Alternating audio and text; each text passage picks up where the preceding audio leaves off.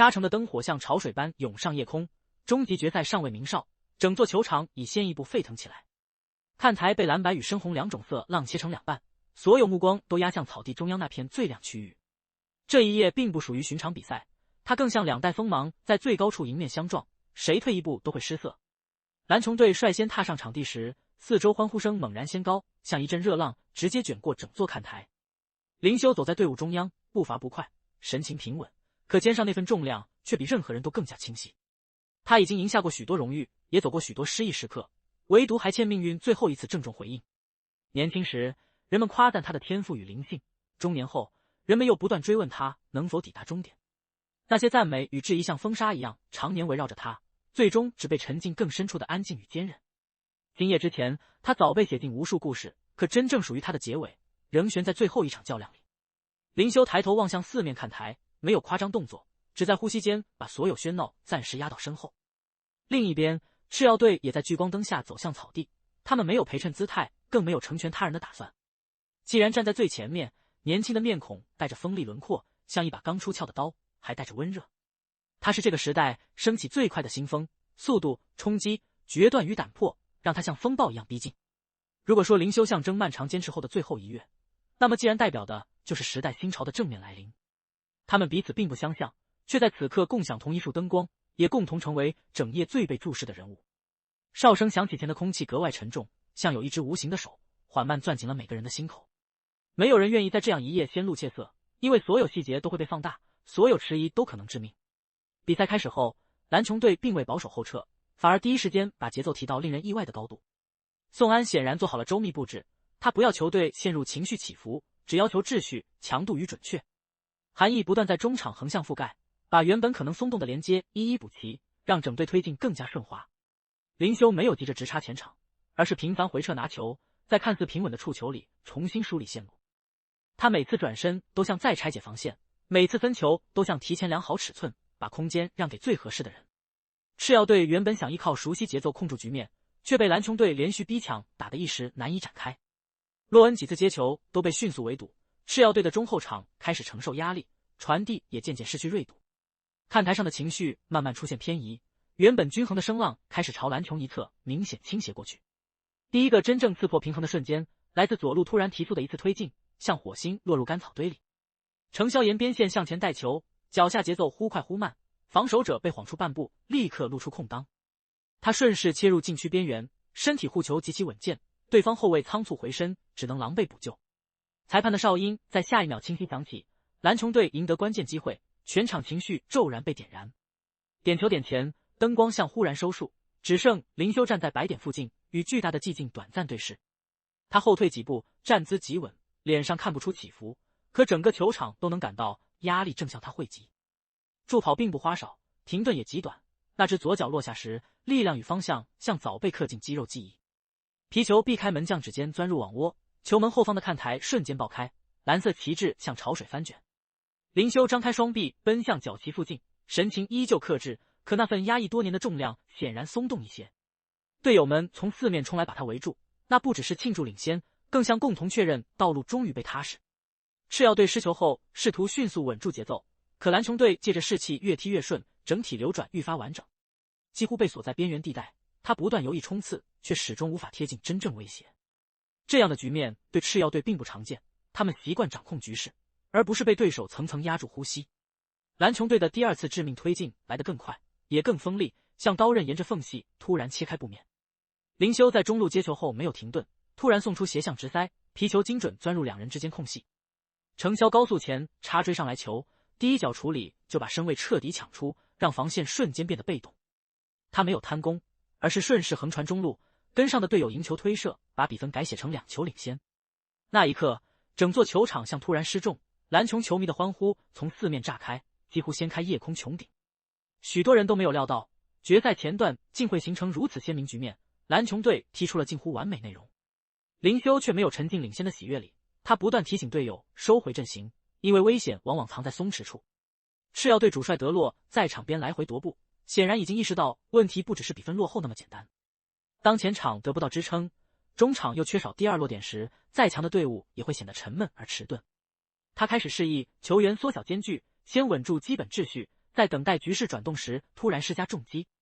可上半场剩余时间里，蓝琼队依然牢牢掌控节奏，每次推进都带着明确目的。林修在中圈附近数次转移皮球，把快慢拿捏的恰到好处，像一台稳定的节奏引擎。程潇则在边路反复撕扯空间，让赤曜队不敢整体前压，因为身后始终埋着隐患。半场哨声终于响起，看台上一片轰鸣，蓝琼球迷象终于完成一次长久屏息后的释放。很多人已经开始提前想象中场画面，想象林修站在巅峰中央，举起迟来的最高荣光。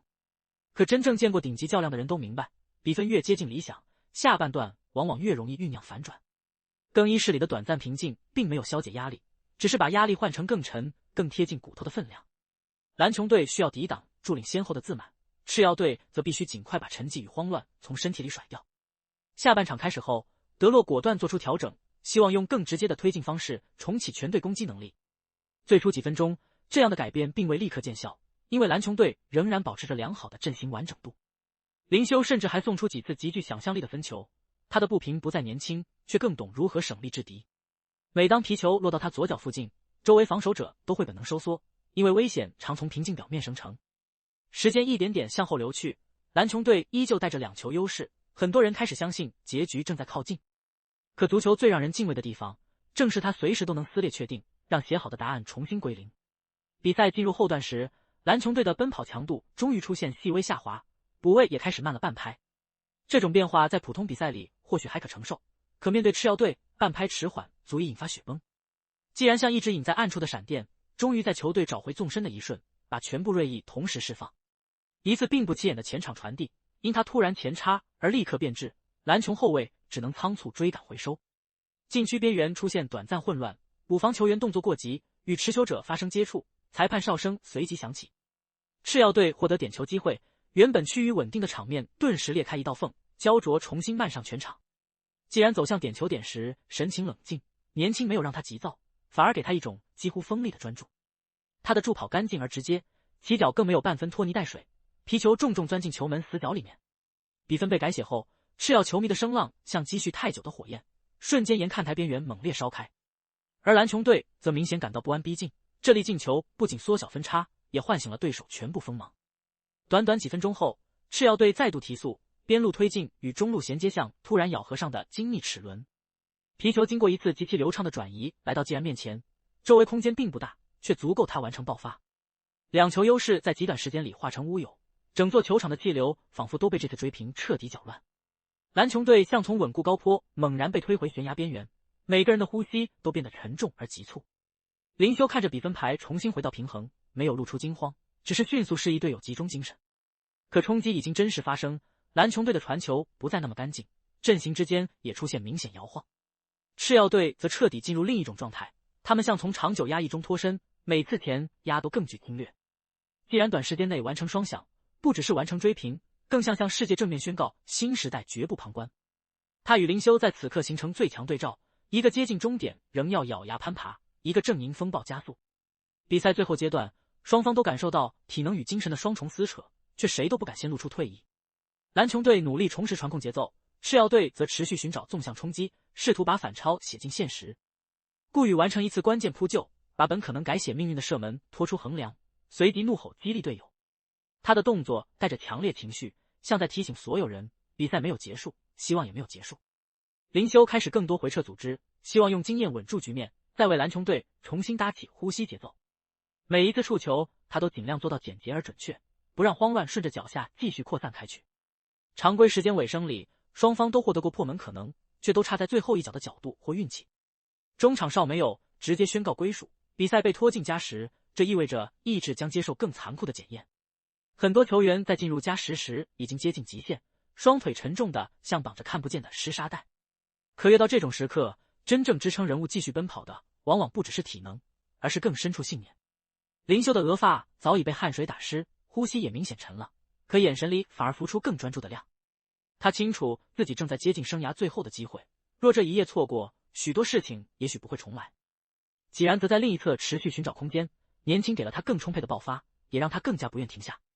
双方都在用残余力量与时间对抗，像两股不肯退让的潮水，在暗处持续冲撞。加时上半段，蓝琼队逐渐重新找到一点推进秩序，中场衔接也比此前顺畅不少。韩毅拖着疲惫身体继续覆盖大片区域，他的每次回追都像在为全队续上一口气。程潇虽然速度已不如开场那般锐利，却仍在努力拉开宽度，为中路争取稀薄空间。真正改变局势的进攻，来自林修在禁区前沿一次耐心而老练的连续处理。他先与队友完成短传配合，再顺势前插到更危险区域，把赤曜防线一步步往里压缩。第一脚射门被门将勉强挡出，球却没有远离危险区域，反而弹回到林修身前。那一瞬间，时间像突然被拉长，四周所有声音都退到很远，只剩他与皮球相对。林修没有迟疑，第二次起脚极其果断，足球穿过人群，再次滚入网内，全场轰然震动。蓝琼队再次领先，林修奔向场边时，终于释放长久压抑，整张脸都被情绪点亮。队友们疯狂扑上来拥住他，像要把多年等待在这一刻全部偿还给那个始终奔跑的人。看台上的蓝色海浪重新掀起，比上半场更高、更烈，也更接近人们曾想象的终点。很多人相信，这一次命运终于不会再转身离开，林修正把最后缺口一点点补上。可这场决赛仿佛决心把所有人物都推到极限，不允许任何一方过早握住结局。赤曜队在落后之后没有坍塌，反而更加疯狂地前压，像要把最后残火全部烧尽。德洛接连是异阵型前提，不留余地的堆叠攻击手，希望以人数和速度挤开缝隙。蓝琼队此时只能一边咬牙顶住，一边寻找可能的反击，让时间尽量快些流逝。顾宇接连高接低挡，把两个极危险的来球都处理出去，手套边缘已沾满草屑。林修也开始主动回到更深位置协防，他知道此刻的自己不仅是进攻支点，更是精神支柱。加时下半段越往后，赤曜队越像一团被风猛吹的火焰，不断朝蓝琼半场压上。既然则成为那团火焰最锋利的火星，他每次触球都牵动数名防守者紧张移动。在时间所剩无几时，赤曜队又一次把球送入禁区，表情里混合着疲惫、紧张与不甘，每个人都清楚这球的重量。既然再一次走向点球点，灯光落在他年轻的脸上，让那份冷静显得格外醒目。这是属于强者的时刻，也是对胆魄最直接的试炼，任何迟疑都会被无限放大。他深吸一口气后，果断起脚，足球再度飞入网内，比分又一次被拉回到同一起点。既然完成3次破门时，赤曜球迷几乎陷入狂喜，而蓝琼一侧则像被寒风扫过。这样近乎极端的反复，让所有观众都忘了呼吸，只能被命运一次次拖向更高处。林修站在中圈附近，望着计分牌短暂沉默，随后用力拍掌，把队友重新换回现实。他知道比赛还剩最后的尾声，任何沮丧都没有意义，能做的只有继续往前。双方在最后几分钟里都想完成绝杀，可体能与注意力早已被漫长鏖战消耗殆尽。加时赛结束的哨声最终响起，冠军归属被交给最冷酷也最直接的点球决胜方式。这一刻，草地上的每个人都像刚经历一场极长跋涉，连站立都需要额外意志支撑。顾宇走回门前时不停拍打手套，试图把杂念赶出去，也把信心重新灌进胸腔。另一边的门将同样在调整呼吸，双方都清楚，接下来将由极少数瞬间决定全部意义。点球决胜从来不仅比脚法，更比谁能在巨大压力里维持身体与精神最后的准确。第一轮开始时，全场安静到近乎异常，连旗帜摆动的声音都仿佛能被清楚听见。蓝琼队首位主罚者稳稳命中，为球队开了一个坚实的头，也稍稍缓解众人紧绷。赤曜队的首位罚球手同样把球送进，双方都没有给彼此留下任何轻松喘息余地。第二轮时，顾宇突然判断正确方向，横身把对方射门狠狠挡出，蓝琼看台瞬间炸裂。他起身后用力挥拳，眼里的光几乎要烧出来，那是门将对命运发出的正面回击。蓝琼队随后再度罚进，把优势握得更紧，可所有人依旧明白，任何环节都不能松。第三轮，赤曜队又一次在重压下完成破门，既然站在队伍后方，目光始终没有犹疑。蓝琼队的第3位球员则用冷静射门回应，把比分继续向有利方向缓慢推动过去。来到关键轮次时，赤曜队再次站上罚点，若再失手，局势将逼近无法修补的边缘。顾宇像提前读懂了对手的意图，在射门瞬间快速下地，把皮球拒之门线之外。全场蓝色看台在这一刻几乎陷入失控，所有压抑许久的情绪同时冲破胸口。蓝琼队距离终点只剩最后一步，而承担最后一步的人恰恰仍是林修自己。当他缓缓走向点球点时，整座球场像忽然缩成一条笔直通道，只通往球门与历史。他已经在90分钟与加时里承担太多，此刻仍要亲自面对最后也是最沉的一击。许多人替他紧张，许多人替他屏息，可林修的神情却比整夜任何时刻都要安静。他把球轻轻摆好，后退，抬头看了一眼门将，也看了一眼漫天灯火映照的夜空。那不是迟疑，更像一次短暂告别，像旧日失落，也像多年追赶中的自己郑重告别。助跑开始后，一切忽然变得简单，脚背触球的瞬间，所有重量都被送向前方。皮球越过门将飞入网窝，终点终于抵达。蓝琼队替补席像决堤般全部冲进场内。林修站在原地短暂仰头，随后才被汹涌扑来的队友彻底淹没，整片草地都在颤动。顾宇从门前狂奔而来，韩毅与程潇也失去平日克制，把喜悦和疲惫全部化成拥抱。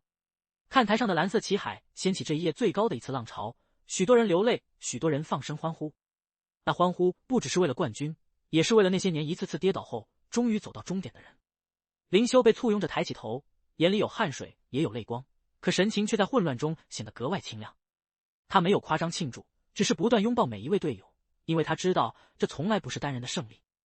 宋安站在场边长长吐出一口气，脸上的平静直到此刻才真正裂开温和笑意。德洛则在另一侧沉默鼓掌，他的球队距离胜利极近，却仍不得不接受残酷结果。既然站在原地看着对面的庆祝，胸口仍在剧烈起伏，眼神里却没有轻易熄灭的光。他这一夜3次洞穿球门，把赤曜队从深渊中硬生生拉回，也让世界真正记住自己。失败没有削弱他的锋芒，反而让那份年轻与不屈在遗憾里显得更加清晰强烈。林修穿过人群走向他时，四周灯光与喧哗都像暂时退后，只剩2种时代短暂相逢。他们没有言语，只有拥抱与拍肩，那动作很轻，却足以承载彼此都懂的重量。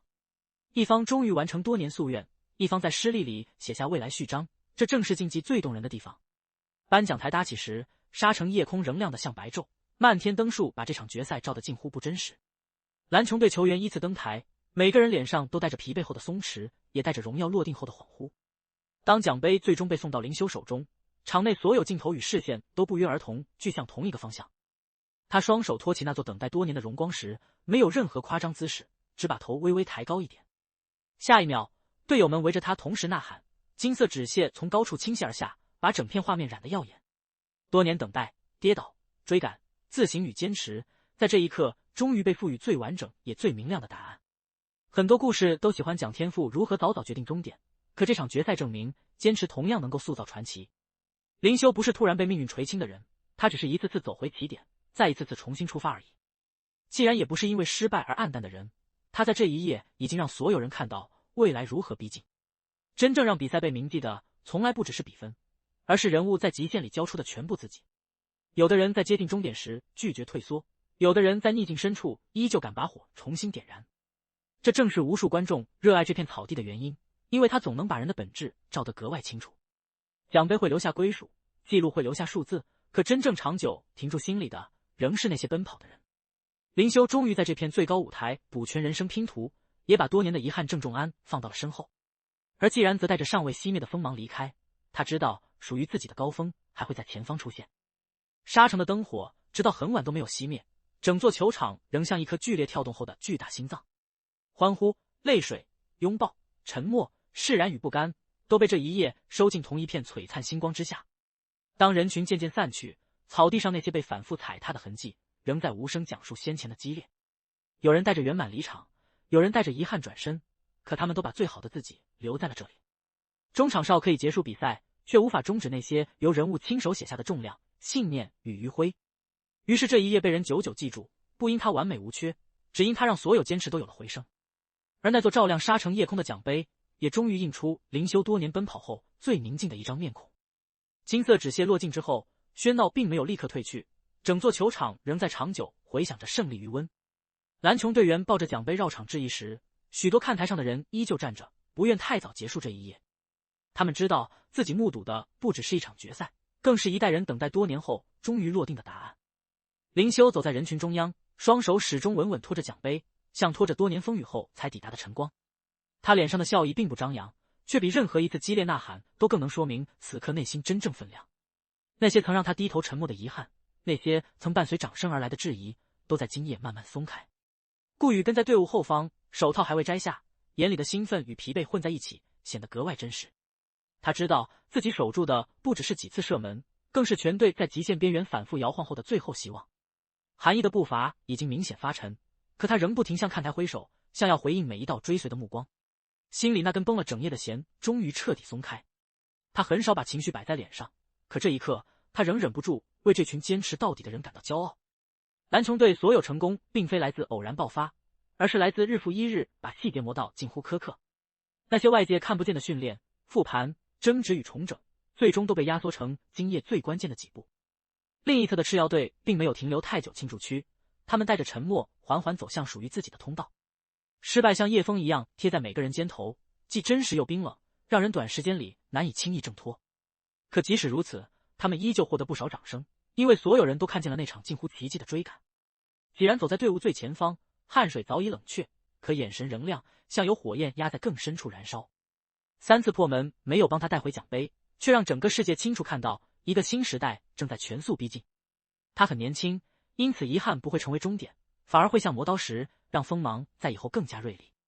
德洛回头望了一眼仍在欢庆的场地，神情复杂，却没有让失落完全覆盖理性光泽。他知道赤曜队今晚不是输给怯懦，而是在最顶级的碰撞里只差最后一点幸运。这种差距最让人难受，也最能提醒所有人，巅峰之间往往只隔着短短一线距离。颁奖仪式结束后，媒体灯光仍紧紧追随着灵修，仿佛不愿错过他任何细微表情。可在繁杂热闹中央，他反而显得异常安静，像刚完成一场与自己常年的和解。他终于不用再被那个唯一缺口反复定义，也不用再替一个时代背着沉重问号前行。从今往后，关于他的故事将不再只围绕遗憾，而会多出一段最完整的荣耀篇章。